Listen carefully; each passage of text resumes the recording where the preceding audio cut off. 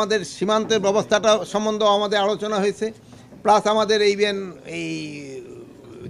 মাছ টাছ যে অনেক সময় হয়ে যাচ্ছে, প্লাস আমাদের যে কতগুলি এইগুলির ব্যাপারে আলোচনা হয়েছে। যেহেতু আপনারা জানেন যে আমাদের ইসের পরে অনেক ক্ষয়ক্ষতি হয়েছে, যেগুলি আমরা এখন পর্যন্ত কিন্তু করতে পারিনি, রিপ্লেসমেন্ট করতে পারিনি। যেমন গাড়ি যেগুলি নষ্ট হয়ে গেছে আমরা এখনও রিপ্লেসমেন্ট করতে পারিনি। প্লাস আমরা জানেন যে আমরা বিএসএফরে কোনো সময় বর্ডারে আমরা সব সময় লেথাল ওয়েপনই দেওয়া ছিল। ওই যে আপনারা অনেকে জানেন বিজিবি কেন তারা সাউন্ড গ্রেনেড মারে নাই বা কেন টিয়ার শেল মারে নাই, বা এইগুলি তো বিজিবির কাছে নাই। যেহেতু বিজিবির কাছে তো সব লেথাল ওয়েপন, এই জন্য তো ওইটা তো তারা মারতে পারে নাই।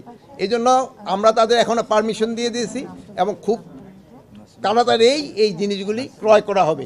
আর যেগুলি এই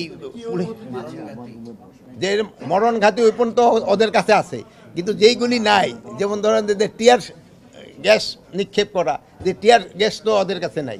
প্লাস আপনার ওদের কাছে তো এই যে সাউন্ড গ্রেনেড নাই। এই সাউন্ড গ্রেনেড এইগুলি কেনার জন্য ওদের আমরা পারমিশন দিয়ে দিয়েছি, যেটা নিয়ে আপনারা দেখছেন যে চাঁপাইনবাবগঞ্জে বিএসএফের কাছে আছে, কিন্তু আমাদের বিজিবির কাছে নাই। বিজিবির কাছে আছে হলো সব লেথাল ওয়েপন। এগুলি আমরা এদের অনুমতি দিয়ে দিছি ক্রয় করার জন্য। এইগুলি ক্রয় করার আমরা অনুমতি দিয়ে দিছি।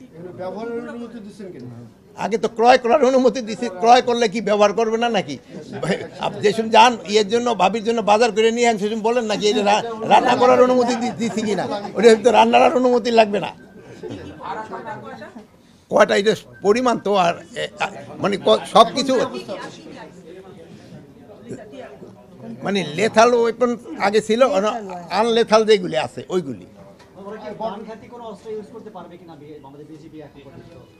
প্রাণঘাতী অস্ত্র তো ওদের দেওয়াই আছে। প্রাণঘাতী অস্ত্র তো যেই সময় দরকার হলে, এখন যদি সেনাবাহিনীর জিজ্ঞেস করেন আপনারা প্রাণঘাতী ওয়েপন ব্যবহার করতে পারেন কিনা, যুদ্ধ হলে কি ব্যবহার করবে?